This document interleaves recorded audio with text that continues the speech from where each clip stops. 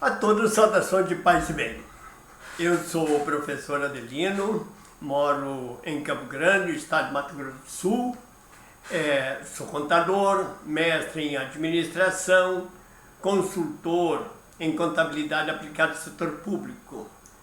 Construí essa jornada trabalhando 17 anos no estado e depois disso abri mão do concurso e comecei uma jornada de consultoria aos municípios do interior do estado de Mato Grosso do Sul.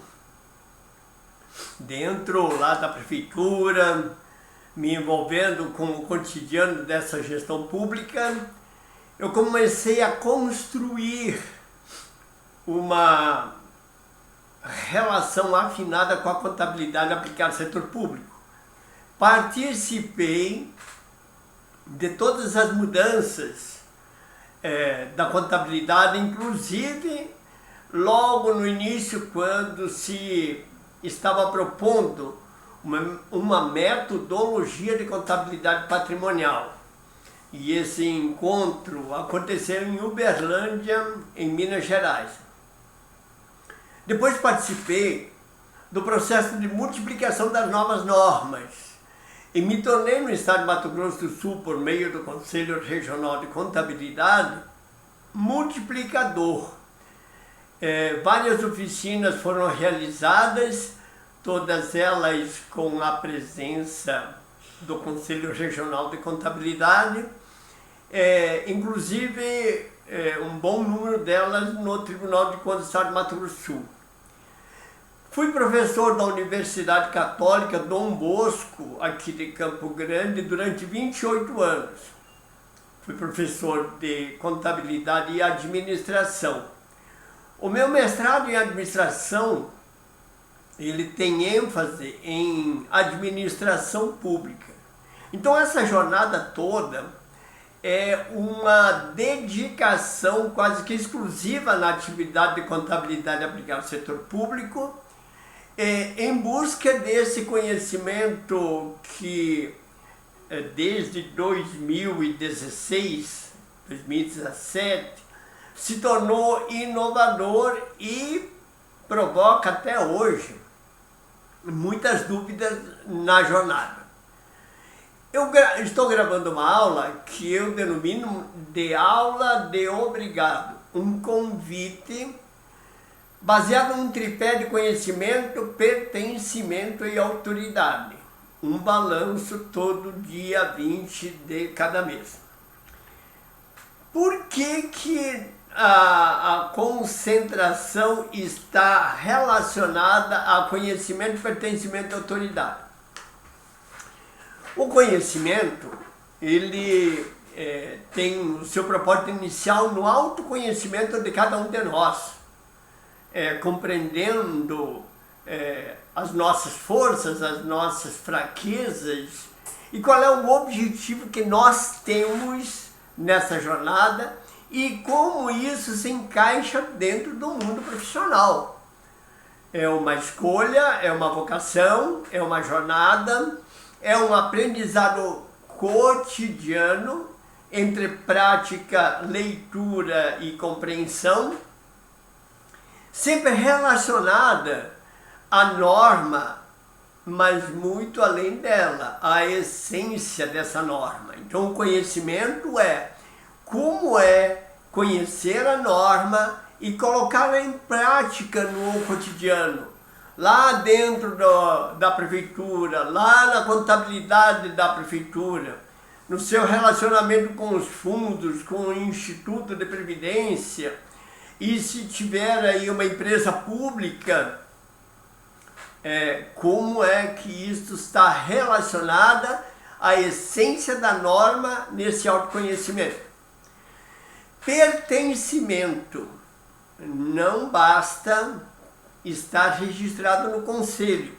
O pertencimento requer um conhecimento significativo, de tal sorte que eu, ao falar, sou compreendido como pertencente a um grupo profissional que está plenamente envolvido no processo de autoconhecimento para fazer parte desse grupo, que às vezes até pode ser seleto até pelo seu pertencimento.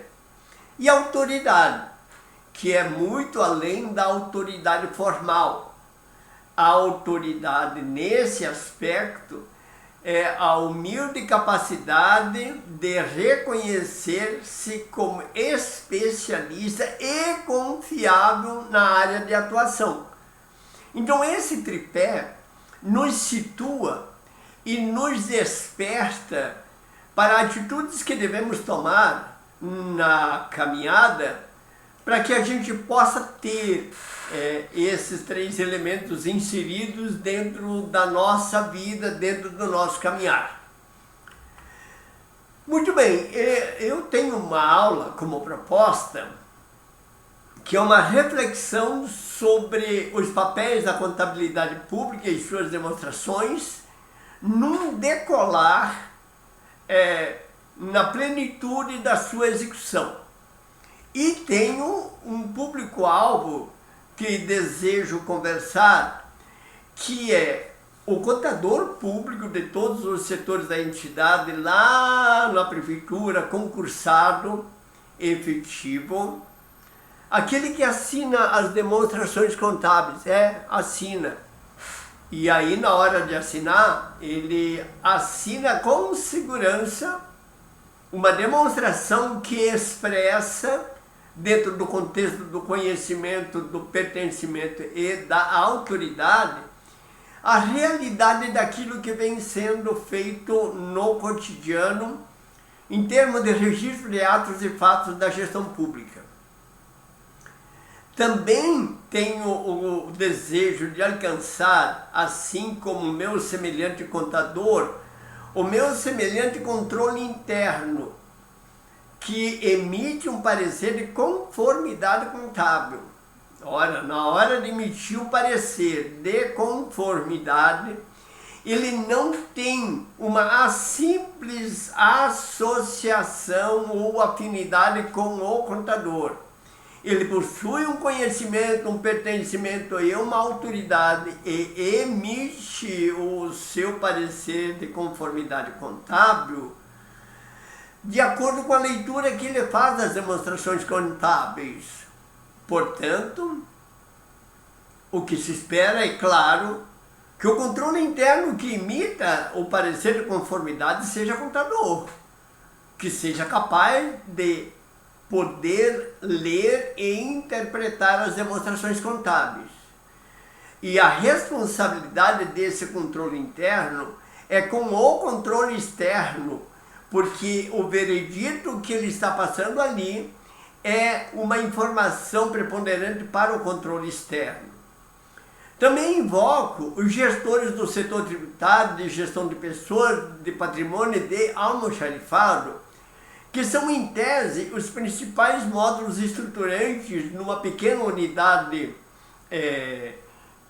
de gestão pública, como uma prefeitura de até 300 mil habitantes, porque dali derivam os atos e fatos por competência.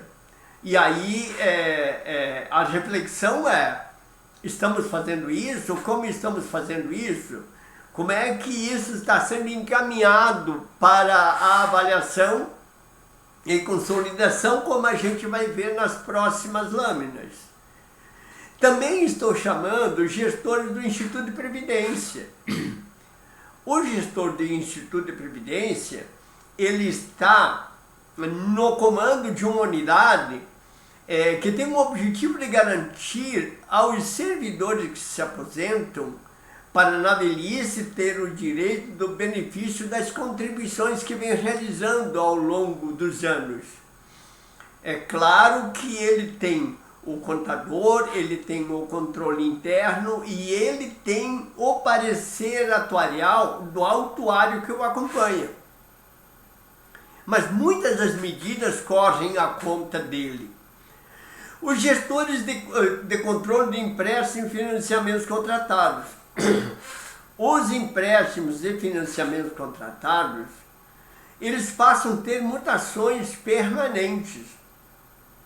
E hoje nós conseguimos obter a atualização desses empréstimos e financiamento mensalmente, para que a gente possa contabilizar por competência essas variações.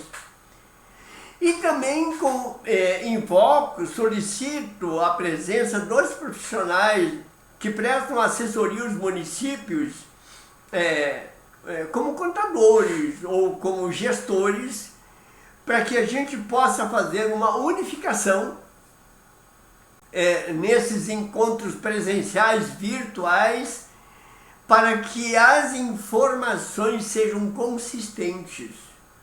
Então, quando um assessor vai à prefeitura, na maioria das vezes ele é invocado sobre muitas dúvidas.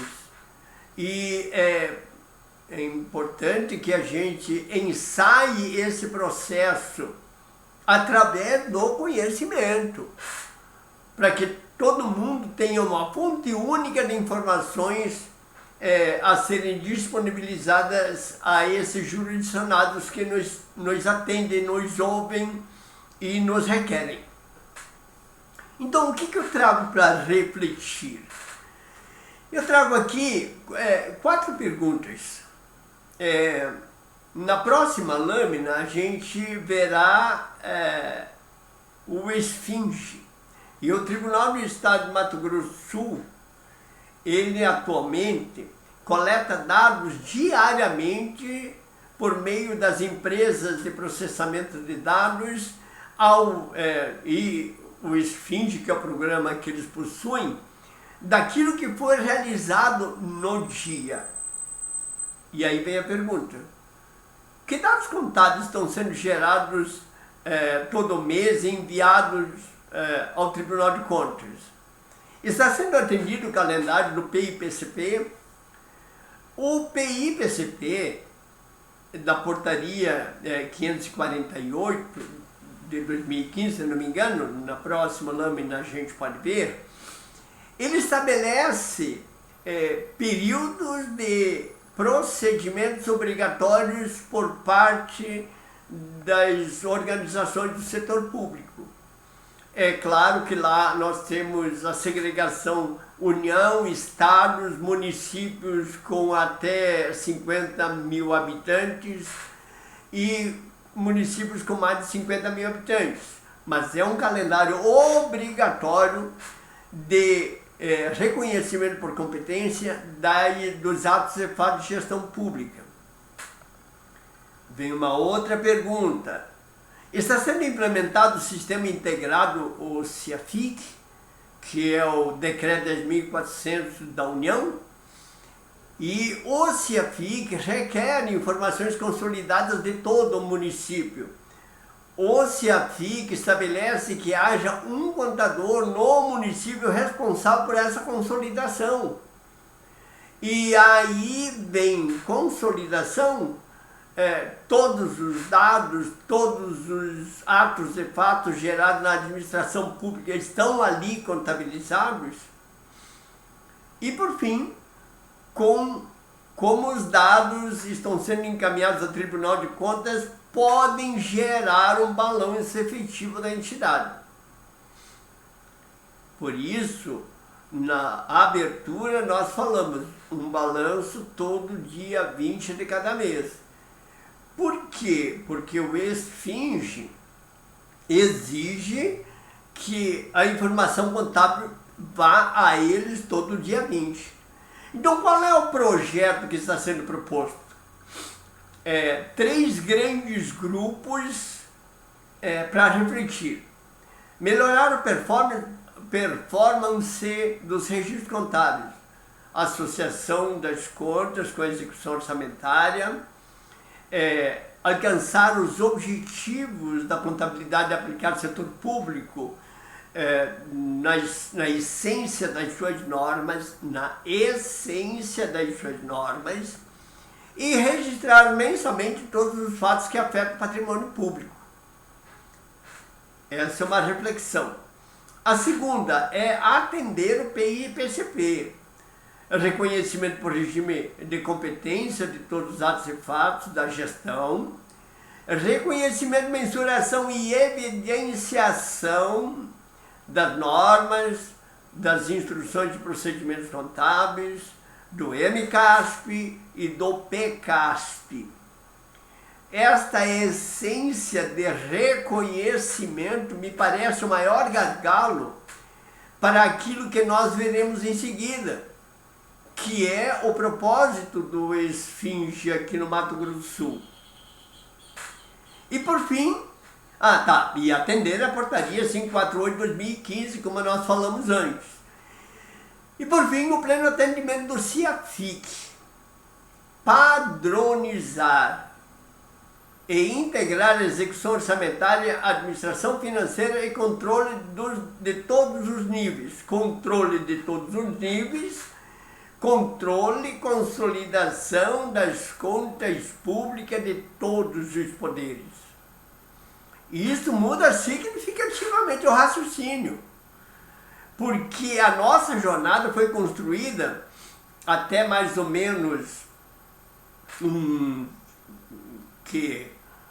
8 ou 9 anos atrás, de que a gente encaminharia um balanço da prefeitura e um balanço dos fundos. Na atualidade, nós temos por obrigação encaminhar um balanço consolidado. E quando lá atrás nós falamos sobre as contas associativas, nós precisamos refletir que a consolidação desse balanço não é a soma de todos os balanços. É o verdadeiro patrimônio do município. Vamos tomar um exemplo que a educação transfira um veículo para saúde. Então, a educação tem um veículo a menos, a saúde tem um veículo a mais. Mas o município continua com o mesmo número de veículos.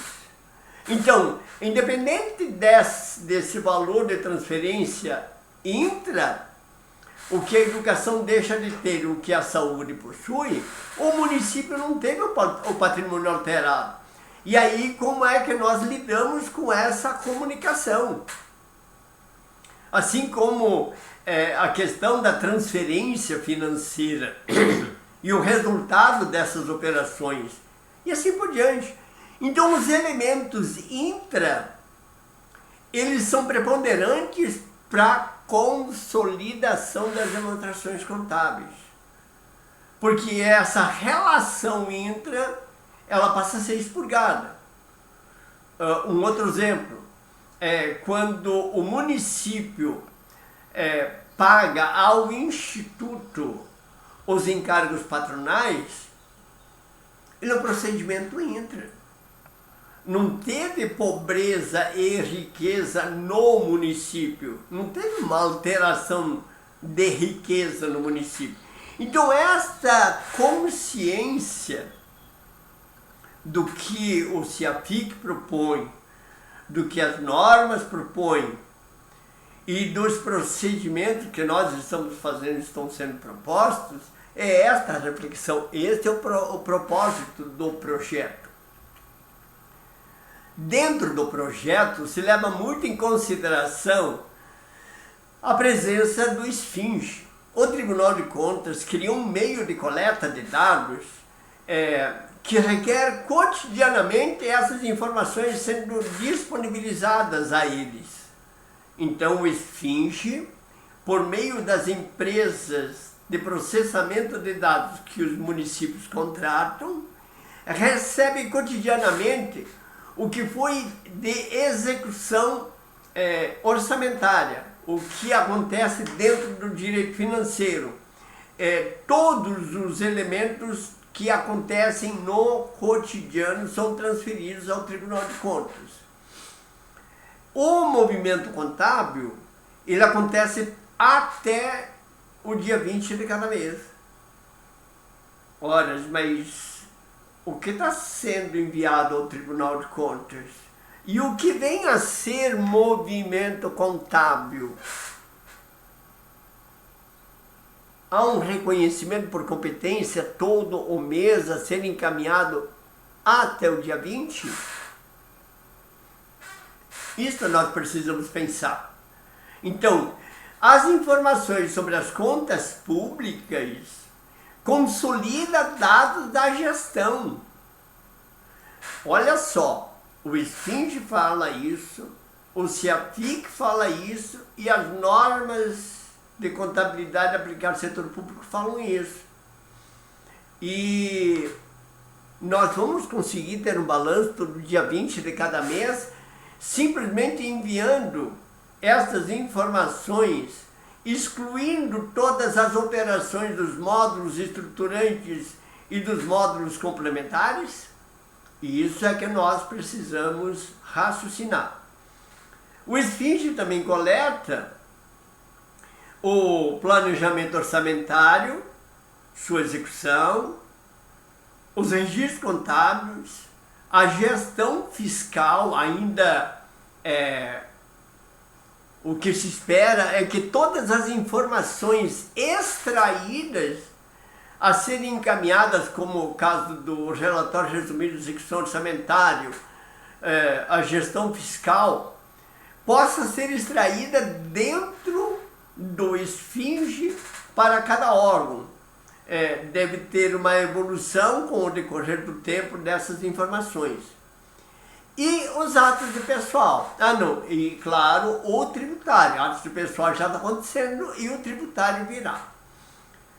Qual é o nosso comportamento entre SFING, empresa contratada de processamento de dados, e a nossa ação? Nós temos por obrigação focar na nossa ação e ter a percepção de que a nossa ação, como contadores, como gestores, como controles internos, sobre ou na plataforma do programa de processamento de dados, manifeste aquilo que de fato nós precisamos como contadores, para que no momento que a gente assine o balanço, no momento que a gente assine o parecer de controle interno, no momento em que a gente emita um relatório de créditos tributários, no momento em que a gente emita o controle patrimonial, no momento em que a gente consiga emitir o controle do almoxarifado, e no momento em que nós consigamos ter a identificação dos direitos dos funcionários, seja real.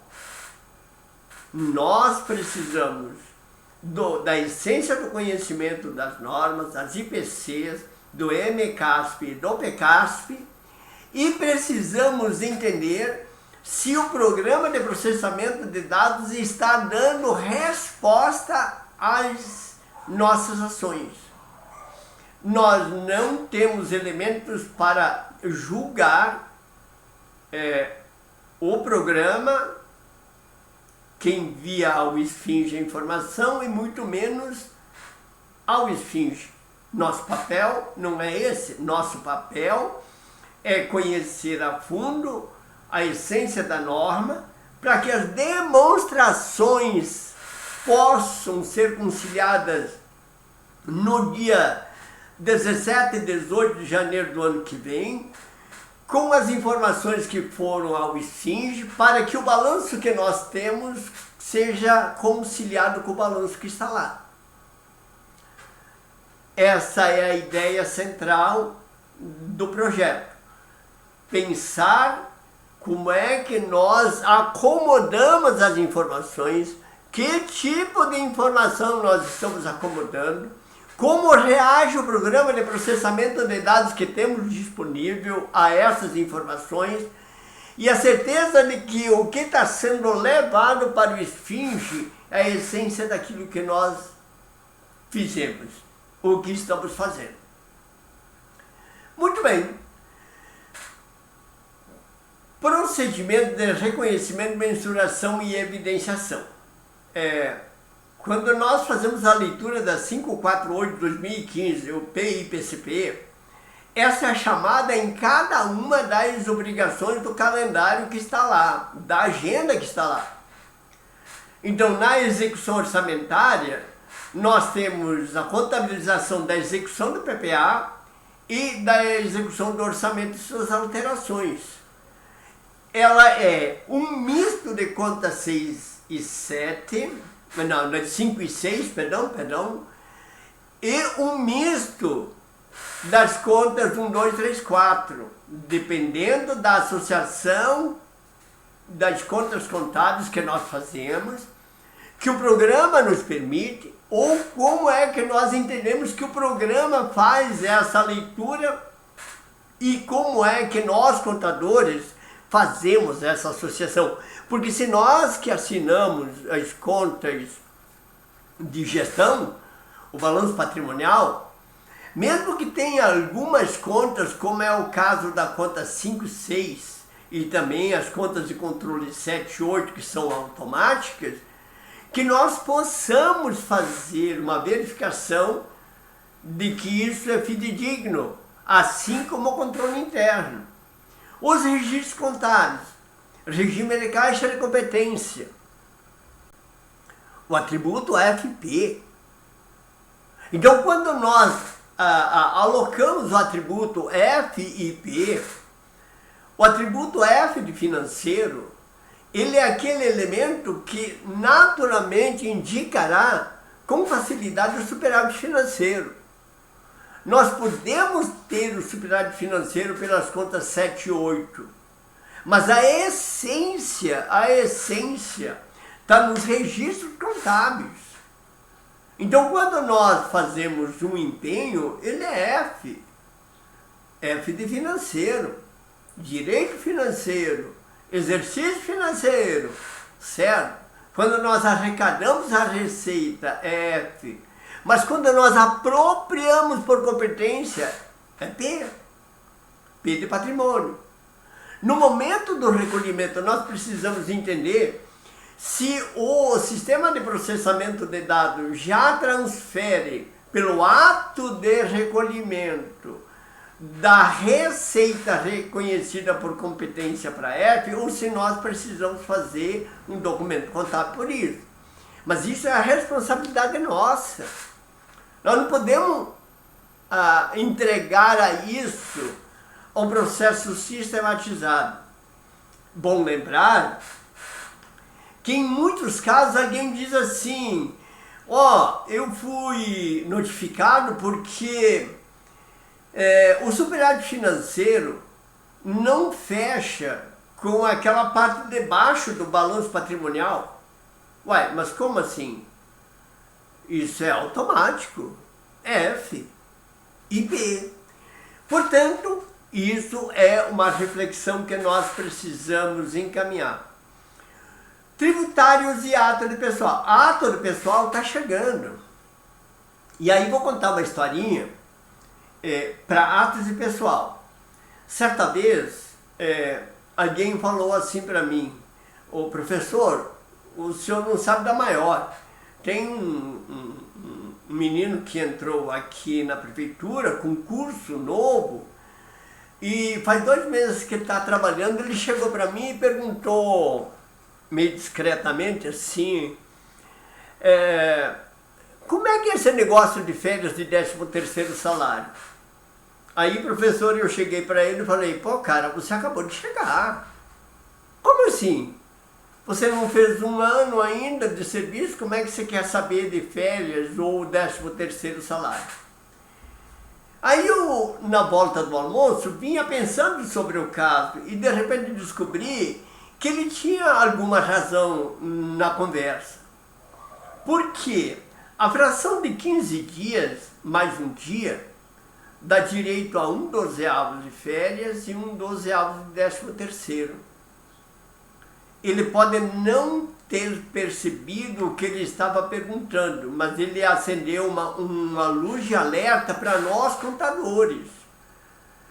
Porque a prefeitura já deve para ele 1/12 de 13º e já deve a ele 1/12 de férias. E como é que isso é contado na contabilidade? Da mesma forma, a questão do tributário.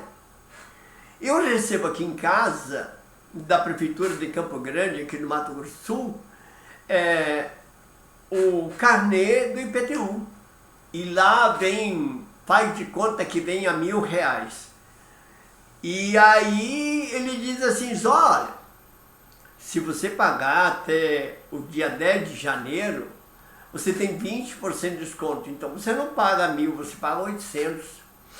Ah, então tá.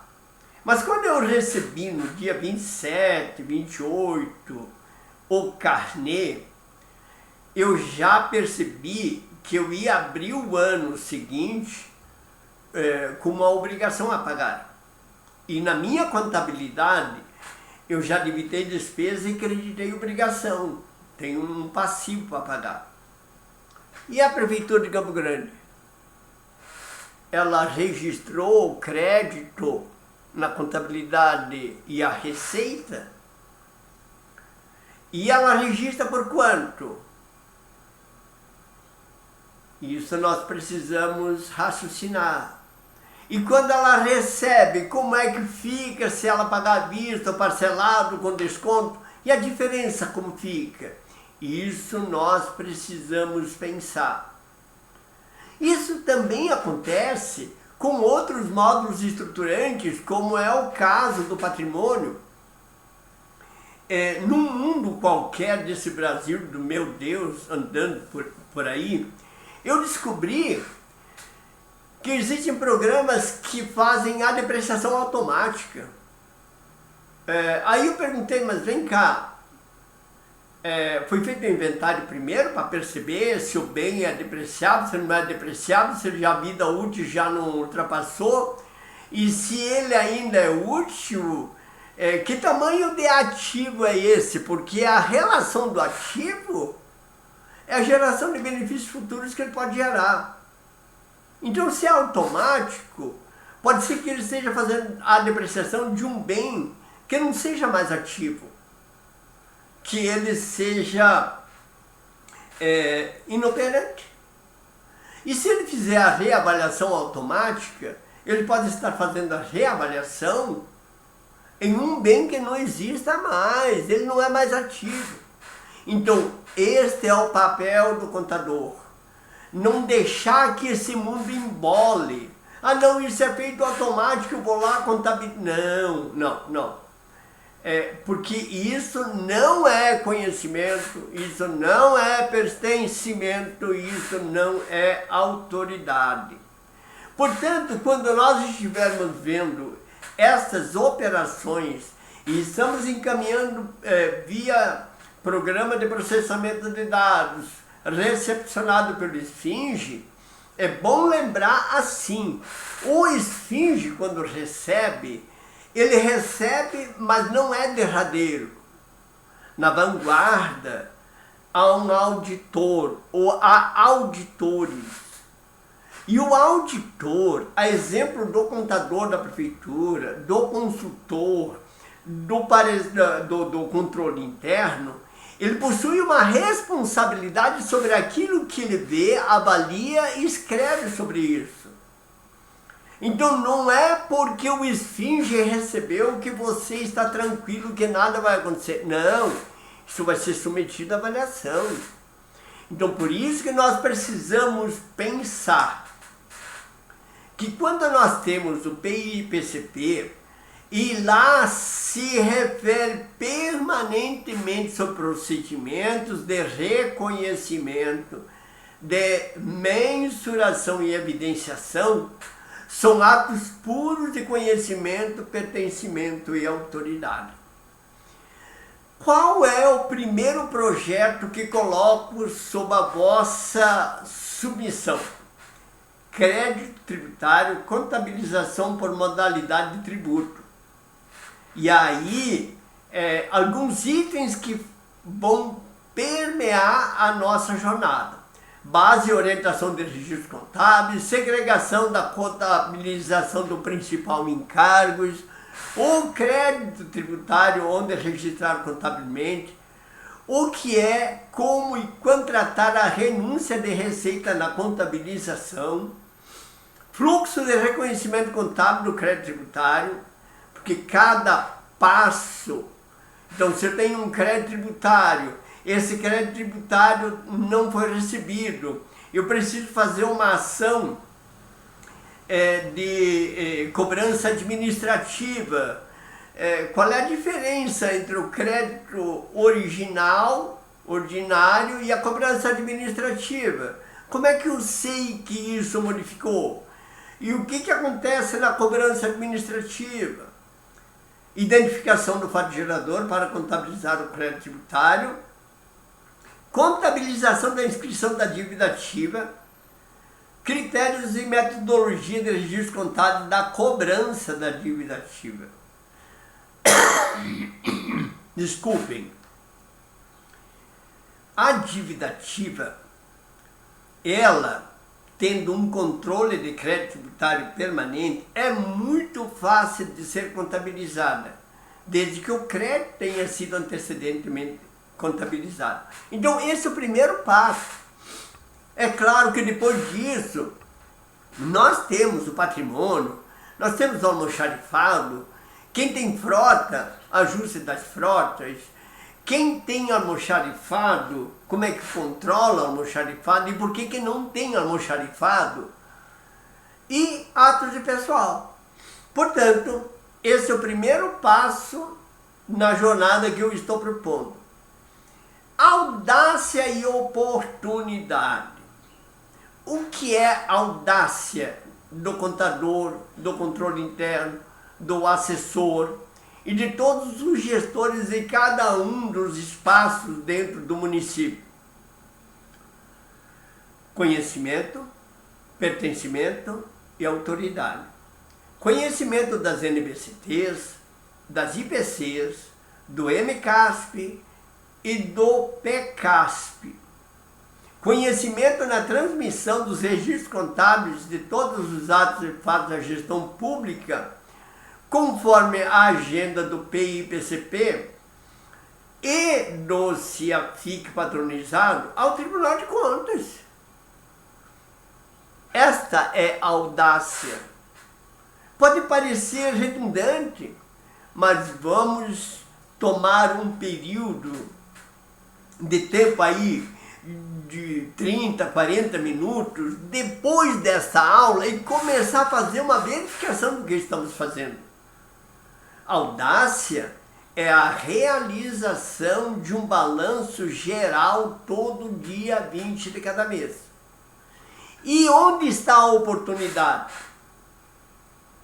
Férias de 20 de janeiro a 20 de fevereiro. Porque no dia 18 de janeiro eu vou abrir os saldos do exercício anterior.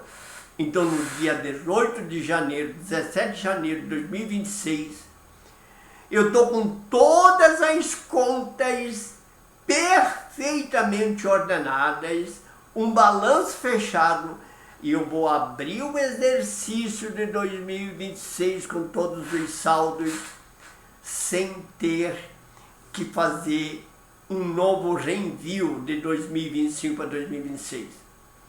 Essa é a proposta. E essa é a razão pela qual eu estou aqui. Então, quando eu estou dizendo é uma aula de obrigado e um convite, essa é a finalidade. E por fim, uma mensagem: conhecimento e sabedoria. Qual é a diferença de ambos? O conhecimento ajuda a ganhar a vida e a sabedoria a construir a vida. Então, a sabedoria, ela sempre será orientadora de como eu aplico o conhecimento que possuo.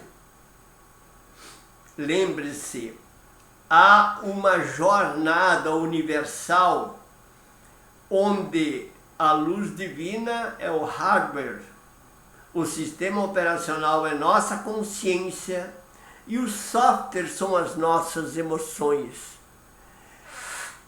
Amadurecendo isso, refletindo sobre isso, as nossas emoções, elas são decorrentes do tamanho da consciência que nós temos, da ligação universal onde todo mundo está conectado. E nós somos únicos. E é por isso que no começo eu falei, estou me dirigindo aos meus semelhantes seres humanos, aos meus semelhantes contadores e gestores profissionais, aos meus semelhantes controles internos, aos meus semelhantes contadores, assessores ou das empresas de assessoria que visitam os municípios. É isso aí, estimados e queridos semelhantes. Muito obrigado e até uma próxima oportunidade.